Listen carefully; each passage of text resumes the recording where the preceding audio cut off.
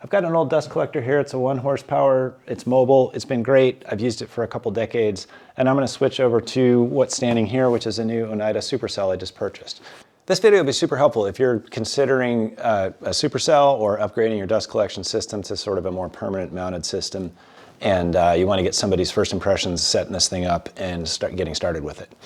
If you believe all the marketing hype, this will allow me to run more complicated hose runs, have kind of permanent ducting, and I can be a little bit less critical about like super smooth curves and stuff like that due to the high pressure system. So I'm gonna get started putting together this Oneida Supercell.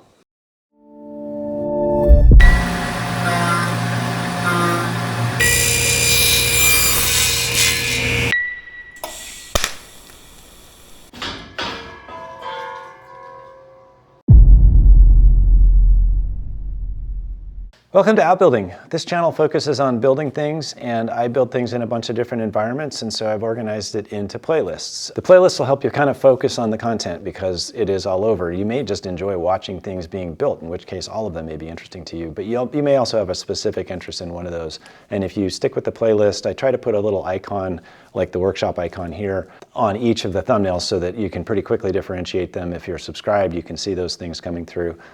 So first I'll do a quick description of what I've been using. I've got it's a 1 horsepower on a mobile cart, so it's a 1 horsepower blower, and it used to have 2 cloth bags here, and I replaced the bag on the bottom with a plastic one, and that catches most of my sawdust. And then I put a nice, I think it's a 1 or 2 micron canister up on top here, which was relatively expensive, but it's made for a jet tool that's just like this one. So it fits on there, it's got a little rotating top, and it's great for knocking down the dust. I also find that if I blow it with my air compressor, I can clean it out pretty well. I built a little mobile base for it, and I put a canister, a bottom, it's just a regular garbage can, and it's kind of got a little dust collector in there. That picks up when I'm running something with really big chips, like a planer or a joiner, that picks up a lot of those heavier chips, and then the rest of it settles in here with just the really fine dust up here.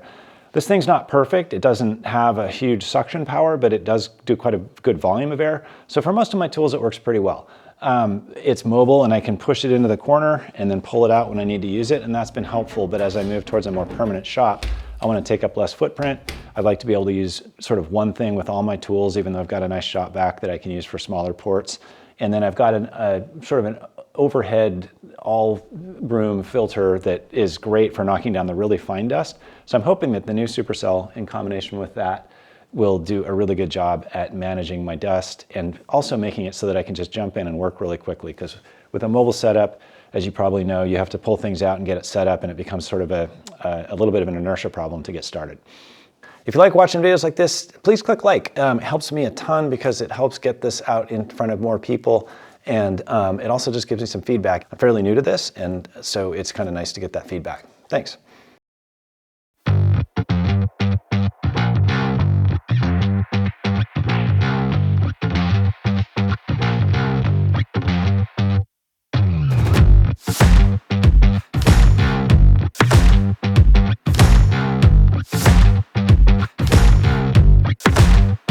I'll just give you a quick update. I got the bracket mounted. This is probably the bulk of it. The rest of it's kind of an erector set you assemble.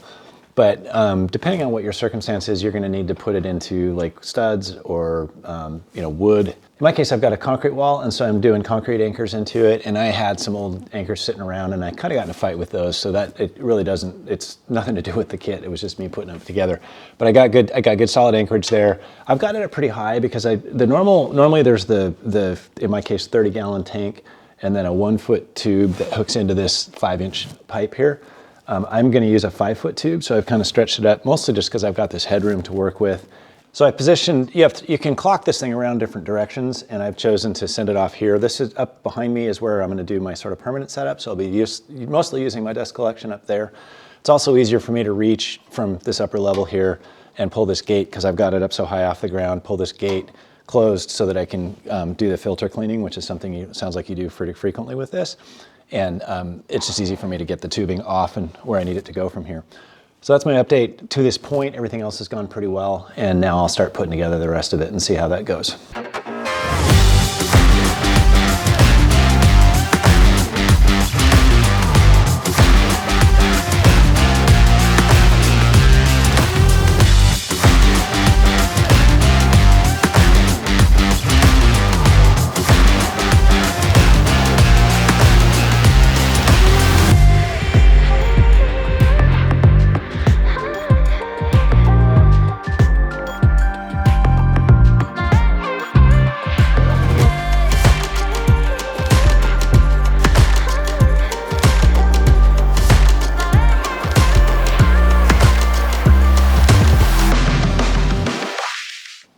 right, another little update here. I'm making good progress. The motor head can twist kind of universally. It's got a big band clamp that holds it on, and it's a tight fit with this overhead, but I can tilt it on. I'm glad to see that.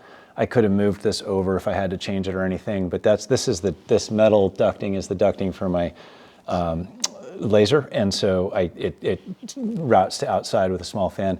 I twisted everything this way so that I can reach from where the camera is. I can reach from that side and run these gates and do the filter cleaning, which you need to do frequently.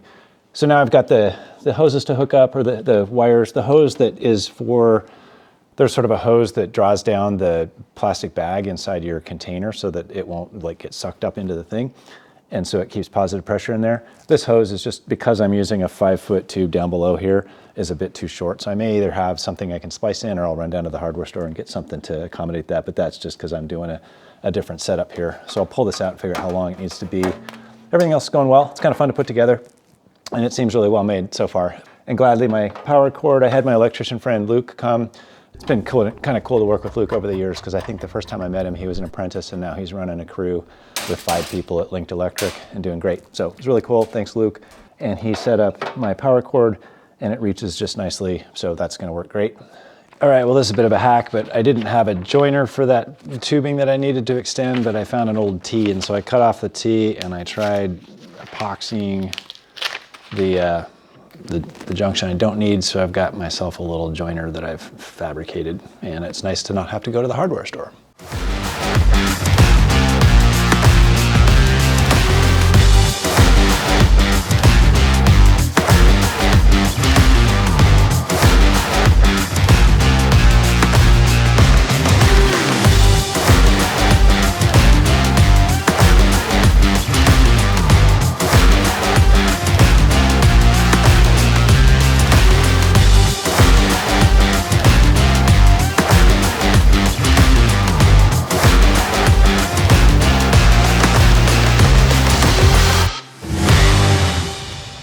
All right, I think it's the moment of truth here. I've got the canister put all together. That bag seems like a little big, and I might try to find a bag that's smaller, but we'll see how that works. There's a little window in the can that you can look down in and see, and then I've got the sensor installed. It sits in a grommet there. I don't have the light mounted, but I'll kind of see what this looks like and where I'm looking at it from. And the only thing I've heard is that this thing is strong enough to actually lift the can up off the ground up to here. So I'm gonna kind of hang out here when I turn it on and see.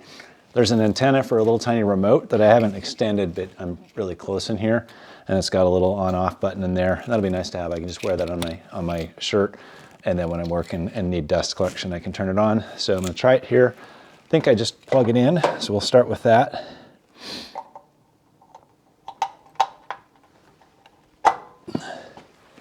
And then I'll hold on to this thing and see what we get.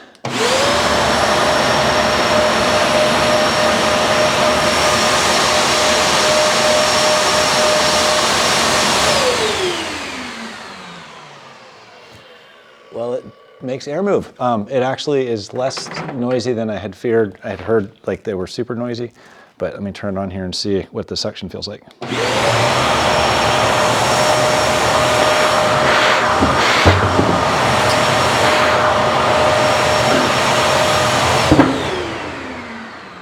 So you can hear the can kind of lifting. When I close it off, it creates enough draw that it starts to lift it up. So I'll probably build a little, I don't know, a little bracket there or something to hold it on the wall, just so that it keeps the can down on the ground. It's kind of a funny problem to have. All right, so I got the dust collector all set up, and I'm gonna run a couple just test cuts on the table saw, and I'm kind of curious about a couple things. One of them is with what purportedly is a lot of suction, whether it's gonna pull my material down and hold it down on the deck. And then the most common saw cut that makes a lot of mess is when you're cutting just kissing the side of a board, and it tends to throw stuff up. So I've got some MDF, I'll try with that.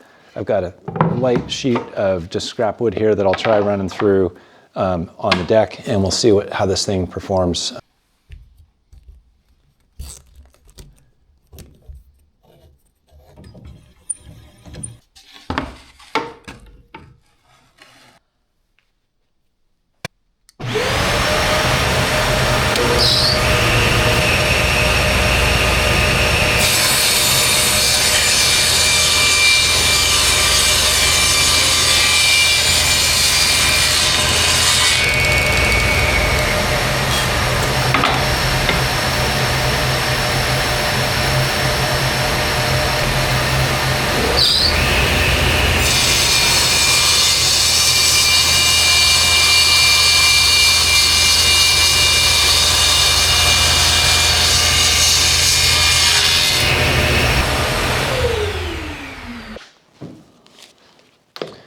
All right, well, just first impressions are that it really does, it does draw down quite a bit more dust than the other one did. And there's a lot of holes in this cabinet. I'm doing a complete rebuild of this workstation.